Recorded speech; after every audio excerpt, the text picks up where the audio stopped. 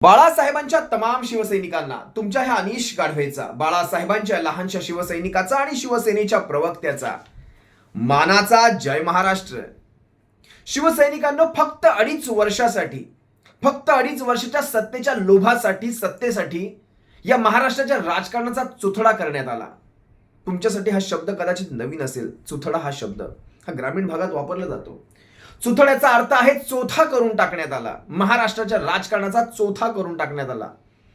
इतक्या गलिच्छ पातळीवर या महाराष्ट्राचं राजकारण नेऊन ठेवलं गेलं फक्त 2.5 वर्षाच्या सत्तेच्या लोभापायी. आणि ह्या साऱ्याचं सर्वस्वी श्रेय जर कोणाला जात असेल तर तो आहे भारतीय जनता पक्ष.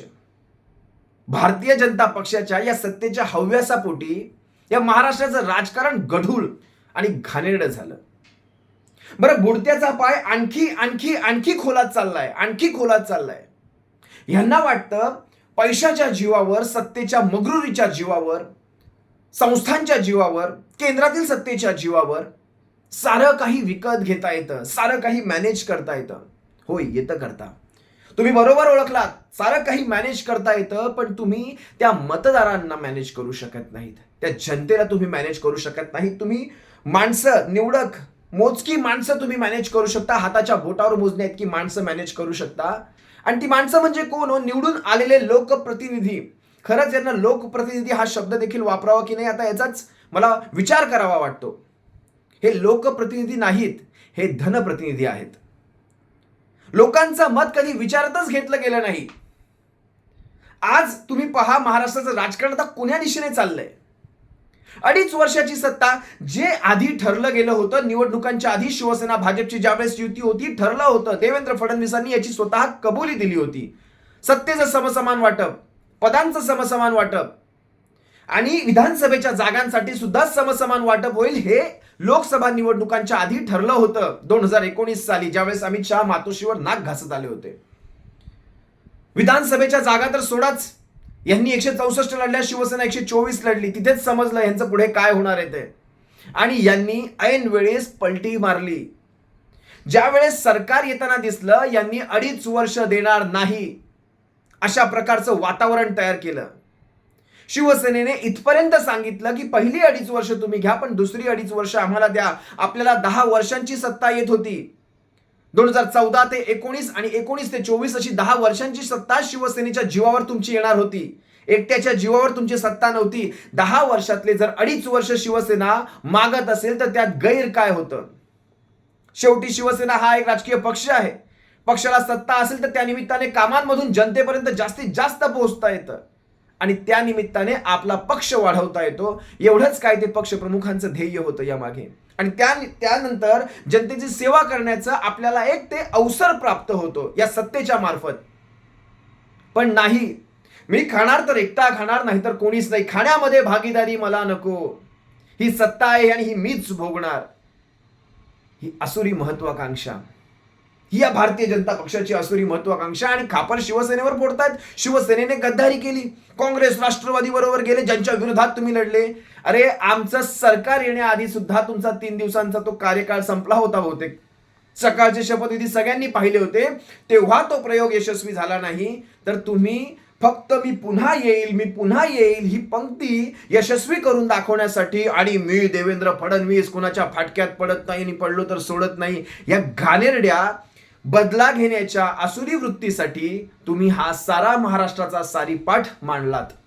महाराष्ट्राचं राजकारण तुम्ही स्वतःच्या महत्वाकांक्षेपोटी इतक्या घाणेरड्या प्रमाणावर नेऊन ठेवलात. आज महाराष्ट्रात कित्येक बडे बडे नेते होऊन गेले, पण असं घाणेरडं राजकारण कुणाच्याही कार्यकाळात झालं नाही. एकट्या देवेंद्र फडणवीसांनी हा सारा भरून काढली, ही सारी कसर भरून काढली.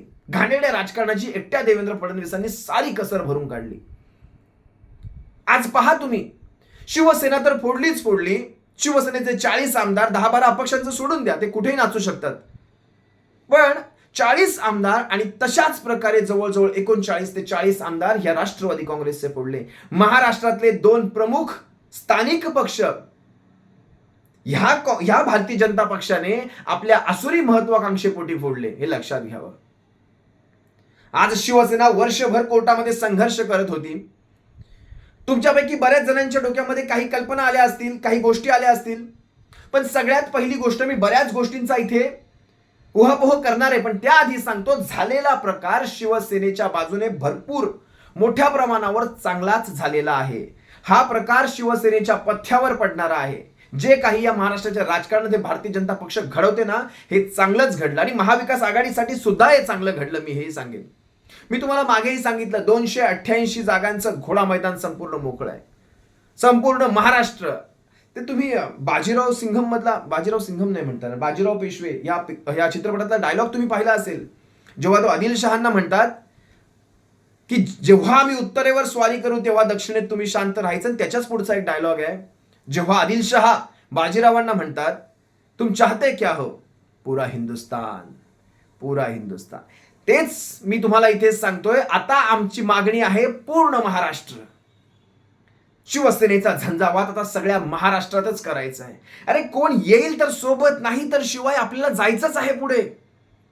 आता विचार कसला करायचा आहे, पण तुमच्या मनातल्या बऱ्याच प्रश्नांना मला इथे त्याची उकल करून द्यायची. बऱ्याच जणांनी मला काल फोन केले, मेसेजेस केले, 2 दिवसापासून चाललंय की हा प्रकार कदाचित विधान परिषदेचे किंवा विधानसभेचे अध्यक्ष राहुल नार्वेकर कदाचित हा निकाल देणार असतील, म्हणून कदाचित हे अपात्र ठरवले जातील आणि मग सरकार धोक्यात येऊ नये म्हणून यांची सोय तिथे करण्यात आली असेल किंवा ही तजवीज करून ठेवण्यात आली. तर सगळ्यात पहिला हा भ्रम तुमच्या डोक्यातून काढून टाका. हा भ्रम आहे. राहुल नार्वेकरांच्या हातात यांच्या मुंड्या आल्या आहेत. फास्ट राहुल नार्वेकरांच्या हातात आहे, पण तो भ्रम आहे. राहुल नार्वेकर इतक्या लवकर निर्णय हा देतील याची सुतराम शक्यता नाही. लक्षात घ्या. आपला जर कुणावर विश्वास आहे तर तो सुप्रीम कोर्टावर. बस राहुल नार्वेकरांकडून ही केस सुप्रीम कोर्टाकडे जावी आणि मग तिथे आपला विश्वास राहील. पण महाराष्ट्राच्या विधानसभेत काय घडणार आहे हे आता तुम्ही याची काहीच अंदाज लावू नका. हे सगळं का घडवलं गेलंय हे तुम्हाला याचं मी कारण सांगतो. राहुल नार्वेकर यांना अपात्र करतील, मग उरलेला आमदारांचा बॅकलॉग अजित पवार भरून काढतील, अशी शक्यता दिसत नाही मला सध्या तरी. हा झाला गेला प्रकार यासाठी झालाय कारण मी तुम्हाला मागेही ते गणित सांगितलं. 47 ते 48% मतदान सत्तेपर्यंत येण्यासाठी लागतं. 47 ते 48%. भारतीय जनता पक्षाचं स्वतःचं मतदान मागच्या 3 निवडणुकांचं जवळजवळ 25-26% पुढे गेलेलं नाही किंवा मागेही सरकलेलं नाही.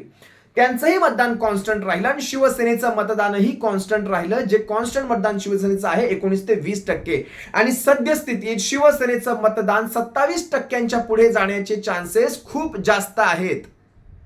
आता 47% आकडा गाठायचा म्हटलं तर भारतीय जनता पक्षाकडे स्वतःचं 25 आणि यांच्याकडे जवळजवळ या शिंदे गटाकडे जवळजवळ 20% मतदान असायला पाहिजे. तर भारतीय जनता पक्ष ह्या शिंदे गटाबरोबर जाऊन सरकार स्थापन करू शकेल. ह्या झाल्या आकड्यांच्या गोष्टी. लक्षात घ्या. शिवसेनेचं 20%, त्यानंतर काँग्रेसचं जवळजवळ 15% आणि राष्ट्रवादी काँग्रेसचं 15%. अशा प्रकारे आपण हा आकडा सहज पार करत होतो. ह्याची धसकी ह्या भारतीय जनता पक्षाने घेतली कारण जर ही महाविकास आघाडीची वज्रमूठ अशीच राहिली, तुम्ही पाहिलात कसब्यामध्ये काय झालं. महाविकास आघाडी जर सक्सेसफुल होतीये तर कसब्यामध्ये काय होतं, अंधेरी पूर्वेत काय होतं हे भारतीय जनता पक्षाने ओळखलं. आणि जर हाच प्रकार संबंध महाराष्ट्रभर आणि विशेषतः लोकसभा निवडणुका तोंडावर येऊन थांबल्या आहेत. 1 वर्षाचा अवधी आहे लोकसभा निवडणुकांसाठी. 1 वर्ष हे असं निघून जातं. जर ही महाविकास आघाडीची वज्रमूठ अशीच राहिली आणि फक्त 2च दिवसांपूर्वी झालेला मुंबईतला तो फक्त एकट्या पक्षाचा, एकट्या शिवसेनेचा मोर्चा पहा. ह्या सगळ्या गोष्टी विचारात घेतल्या जातात.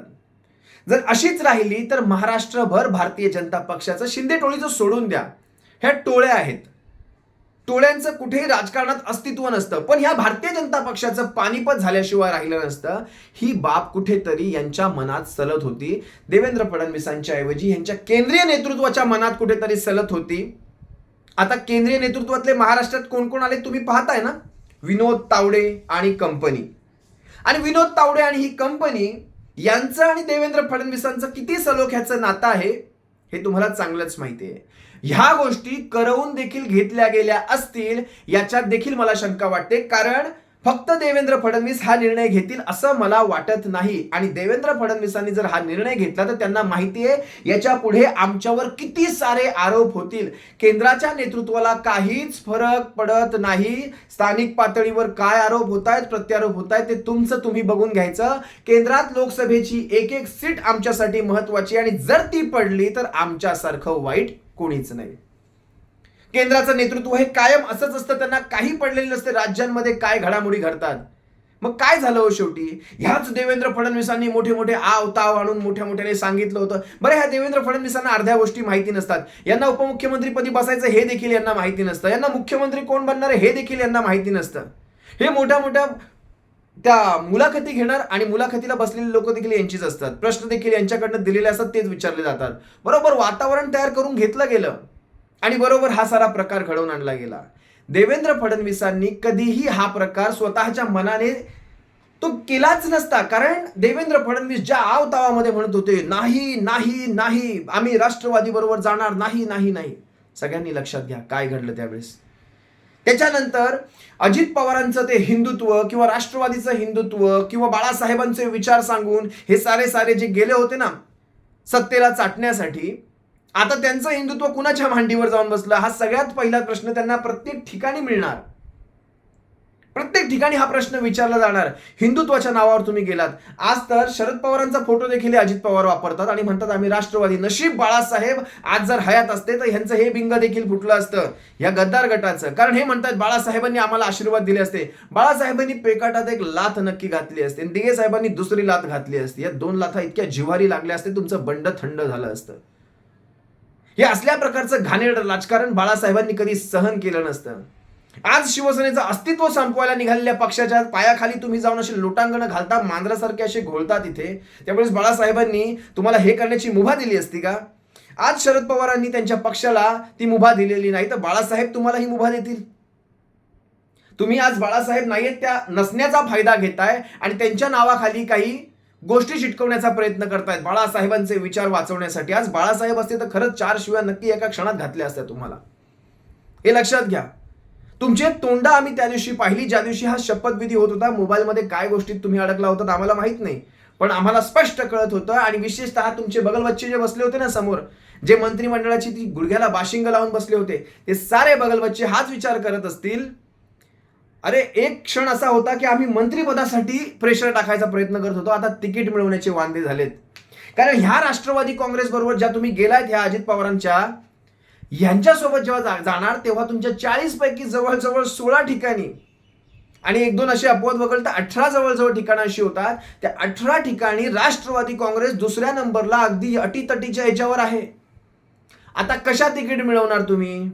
कुठून तिकीट मिळवणार? हे तिकिटापर्यंत येऊन पोहोचलं. मंत्रिपदांचं जे तुमचं गाजर दाखवलं जाणार होतं ह्या आणि सगळ्यात जास्त नुकसान तर ह्यांचं झालं. चला तुमच्या नावाखाली एकदा तरी ते मुख्यमंत्री पदाचा मुकुट लागला. आयुष्यभर तुम्ही घेऊन फिरणार मुख्यमंत्री किंवा माजी मुख्यमंत्री भविष्यामध्ये. पण ह्यांचं काय झालं? यांना तर नाही ना मंत्रिपद, त्या बच्चू कडू सारख्यांचं तर फारच काय म्हणतात ते आपल्या ग्रामीण भाषेत वाटोळं झालं. बच्चू कडू सारख्या अपक्षाबरोबर असं झाल्यामुळे बाकीचे अपक्ष देखील धास्तावले असणार आणि अपक्षांवरचा यांचा पकडही तेव्हाच संपला. हे अपक्ष कधी इकडची तिकडची भाकऱ्या पलटी करतील बरं? या अपक्षांना कुणीही बांधून ठेवू शकत नाही. आता बच्चू कडूंवर आरोप आहेत, यांच्याकडे वॉशिंग मशीन आहे तो भाग वेगळा, पण तुम्ही विचार करा आतापर्यंत मंत्रिपद म्हणणारे हे भरत गोगावले कंपनी किंवा हे शिरसाट गायकवाड ह्या सगळ्या कंपन्या आता शांत बसतील. कारण इथे मोहरक्याचंच मुख्यमंत्रीपद धोक्यात आहे. तुमच्या माझ्या मंत्रिपदाचं तुंतुन कुठे वाजवता? कारण मोहरक्याला तुम्हाला माहिती आहे 47% हे गणित भारतीय जनता पक्षाला जमणार नाही. शिंदे टोळीकडे 1 ते 1.5% जास्त मतदान मिळणार नाही. भारतीय जनता पक्ष हा 28% क्रॉस करू शकत नाही. 47% जवळजवळ 20% मतदान आणायचं कुठून? आणि जर केंद्रामध्ये याचा फटका पडला आणि मोदींची जर एक सीट कमी झाली तर देवेंद्र फडणवीसांचं काही खरं नाही. त्यासाठी केलेली ही तडजोड. आता हे नाही माहिती की अजित पवारांसोबत खरंच राष्ट्रवादी काँग्रेसचा मतदार किती होतो. कारण शिवसेना ही एक वेगळी संघटना आहे. शिवसेना हे कुटुंब आहे. बाकीच्या पक्षांचं मी सांगू शकत नाही, त्यांच्या पक्षांविषयी ते लोक बोलतील. पण शिवसेनेचं आम्हाला माहिती आहे, शिवसेना ही मातोश्री, शिवसेना म्हणजे ठाकरे आणि शिवसेना म्हणजे बाळासाहेब आणि बाळासाहेबांचे विचार. हे ऐरेगैरे शिवसेना चालवू शकत नाही. शिवसेनेचं नाव चिन्ह घेऊ शकतील कदाचित कोर्ट कचेऱ्यांच्या माध्यमातून, पण बाकी त्यांच्याकडे काही नाही. आणि हे भारतीय जनता पक्ष चांगलं ओळखून गेला की 47% आकडा होऊ शकत नाही. चला अजित पवारांचा एखादा पर्याय. भविष्यात यांना कळलं ना की अजित पवार एकनाथ शिंदे दोघांकडूनही तो 20% बॅकलॉग भरून येणार नाही, तर ते कदाचित MIM ला सुद्धा सोबत घेतील. काहीही होऊ शकतं महाराष्ट्राच्या राजकारणामध्ये, काहीही होऊ शकतं. आणि ह्या सगळ्यांच्या विरोधात तुम्हाला सांगू, ह्या सगळ्या लांड्या लबाड्यांच्या विरोधात लढण्याची ताकद जर कुणामध्ये असेल तर ती फक्त उद्धव बाळासाहेब ठाकरेंमध्ये आहे. थेट उभे राहिले, आव्हान देऊन थेट उभे राहिले. वेळ प्रसंगी पक्ष गेला, चिन्ह गेलं, वेळ प्रसंगी आमदार खासदार गेले, त्यांनी कुठलाही मुलाहिजा बाळगला नाही, कुठलीही तडजोड केली नाही, जाऊ दिलं. आज गेलं तर चालेल, पण भविष्य आम्हाला माफ करणार नाही. जर आज यांना थांबवलं असतं तर आजचं हे संकट कदाचित भविष्यात पुन्हा तसंच परत आलं असतं. आज ही वेळ आपण मारून नेली असती, कदाचित यांच्या सांगण्याप्रमाणे केलं असतं, पण यावेळेस ती म्हातारी मेली असती, पण तो काळ सोकावत गेला असता. त्यामुळे तो काळ सोकावलेला एकदा चांगला, पण ही म्हातारी आजच मेलेली चांगली. हे लक्षात घ्या. आपण ती म्हातारी जाऊन दिली, काळ सोकावू दिला नाही. आपण दोन्ही गोष्टी साध्य केल्या. आज आपण जनतेच्या न्यायालयात आहे, आज आपण सुप्रीम कोर्टालाही सोडून दिलंय, आज आपण ह्या विधानसभेच्या अध्यक्षांनाही सोडून दिलंय. ज्या वेळेस निवडणुका लागतील त्यावेळेस शिवसेना ज्या प्रकारे ह्या सगळ्या युद्धात उतरेल, तुम्ही पहा कशा प्रकारचा झंझावात असेल. आज काय मिळालं मला सांगा ह्या सगळ्यांमध्ये? हा सगळा प्रकार बघा, 1 वर्षाचा काळ आहे लोकसभा निवडणुकांसाठी. ह्या 1 वर्षाच्या काळात अजित पवारांना सेटल करण्याचा पूर्ण प्रयत्न केला जाईल. ह्या गद्दारीमध्ये, या बंडामध्ये, त्यांच्या बंडामध्ये सेटल करण्याचा प्रकार केला जाईल आणि जास्तीत जास्त राष्ट्रवादीचं मतदान कसं खेचता येईल हा प्रयत्न. म्हणजे भारतीय जनता पक्ष स्वतःच्या जीवावर येऊ शकत नाही, तर जोडतोडीचं राजकारण किती घाणेरड्या प्रकारावर लाभवतं. हे ऑपरेशन लोटस कशाला म्हणतात ते यालाच. ज्यावेळेस तुमच्यात ती कपॅसिटी नसते, तुमच्यात ते कर्तृत्व नसतं, त्यावेळेस हे अशा प्रकारची लोटस ऑपरेशन राबवली जातात. हे घाणेरडं उदाहरण आहे. हे काही फुशारकीची गोष्ट नाहीये महाराष्ट्राच्या राजकारणामध्ये. आता मंत्रीपद, आता कोणाला, आता बघा उरलीत शेवटी 9 मंत्रीपद. 44चा 43 44चा आपला मॅक्सिमम कोटा आहे. 9 मंत्रीपदांमध्ये आता कुणाकुणाला मिळणार याच्यामध्ये? आणि बरं भाजप आला, राष्ट्रवादी आले, राष्ट्रवादीचेही इतर काही आमदार अजूनही प्रतीक्षेत आहेत, आणि हे शिंदे गट आणि अपक्षांचं तर वेगळंच. आता तुम्ही विचार करा, हे जागा वाटप तरी कशा करतील? आता हा भारतीय जनता पक्ष जर ह्या तिघांना समसमान जागा देणार असेल तर काय 70-80 जागांवर लढेल? तीच चूक भारतीय जनता पक्ष आता पुन्हा करेल जी शिंदे टोळीला घेतल्यानंतर केली होती. भारतीय जनता पक्षाचा पाय अति खोलात चाललाय. मला याच्यात काहीही शंका वाटत नाही. तुम्ही या सगळ्यामध्ये काय मिळवलात माहित नाही, पण शिंदेंनी भरपूर काही गमावलंय. एकनाथ शिंदेंनी बार्गेनिंग पॉवर संपवली स्वतःची. आज एकनाथ शिंदेंना काहीच बार्गेनिंग पॉवर उरली नाही. आज जर तुम्ही आवाज केला तर तिकडे नार्वेकर ते फास आवळतील, तुमचा आवाज तिथेच बंद होईल. नार्वेकरांच्या हातात तुमचं जिनमरण आहे, लक्षात घ्या. शेवटी सगळं गेलंय भारतीय जनता पक्षाच्या हातामध्ये. मी तुम्हाला मागेही सांगितलं, आपलं घर वाचव, दुसऱ्याला ऊब देण्यासाठी तुम्ही स्वतःच्या घराला काडी लावलीत आणि त्या जाळावर, त्या आगीवर तुम्ही दुसऱ्याचे हात शेकवायला दिलेत. आज परतायला घर तरी ठेवलाय का तुम्ही? तुमची बार्गेनिंग पॉवर संपली, तुमचे मंत्रिपद संपले, तुमच्या मंत्रिपदांमध्ये हे भागीदार आले, किती साऱ्या गोष्टी आहेत. मुख्यमंत्री पदच नामधारी राहिलंय. आज तुमच्या शिवाय सत्ता येऊ शकते भारतीय जनता पक्षाची अजित पवारांबरोबर. मला माहितीये कोर्ट कचेऱ्या काहीच करणार नाहीयेत. मला माहितीये विधानसभा अध्यक्ष काहीच त्याच्यात दखलंदाजी घेणार नाहीयेत. काहीच होणार नाहीये. शेवटी जे 1 वर्ष शिवसेना करत आली तेच राष्ट्रवादी काँग्रेस पुन्हा करत राहील आणि शेवट आपल्यासारखाच होणार, कारण कायदे मजबूत नाहीत. मग तुमच्या शिवाय जर भारतीय जनता पक्षाचं सरकार येत असेल तर विचार करा, तुमचं मुख्यमंत्रीपद नामधारी नाही का? नामधारीच राहिलं ते. कधीही तुम्हाला उचलून फेकलं जाऊ शकतं जर तुम्ही आवाज केलात तर. आणि गट जसं तुम्ही विचार करा, हा गट ज्या प्रकारे फुशारक्या मारून नाचत होता, आमच्या जीवावर भारतीय जनता पक्षाचं सरकार आलंय, आमच्या जीवावर. आता तुमचा जीव राहिलेला नाही. गटाने जास्त नाचू नये, नाही तर गटाच्या पुन्हा मुसक्या आवळल्या जातील. त्या नार्वेकरांकडे लक्ष द्या आणि आपल्या मुसक्या थोड्याशा सैल करा. एवढंच मी तुम्हाला सांगेल. बाळासाहेबांच्या तमाम शिवसैनिकांना आज हा खरंच आनंदाचा क्षण आहे. हे झालं गेलं तुमच्या माझ्या पथ्यावर पडणार आहे. सर्वांनी कामाला लागा. 288 जागा. बाकी हे राज ठाकरेंचं काय आणि एकत्र 2 भाऊ एकत्र येणार की नाही ह्याच्यावर आपण भविष्यात बोलू, हा विषय वेगळा आहे. पण आज कामाला लागा. तमाम शिवसैनिकांची रजा घेतो. सप्रेम जय महाराष्ट्र. बाळासाहेबांच्या शिवसैनिकांनो जय महाराष्ट्र. काळजी घ्या.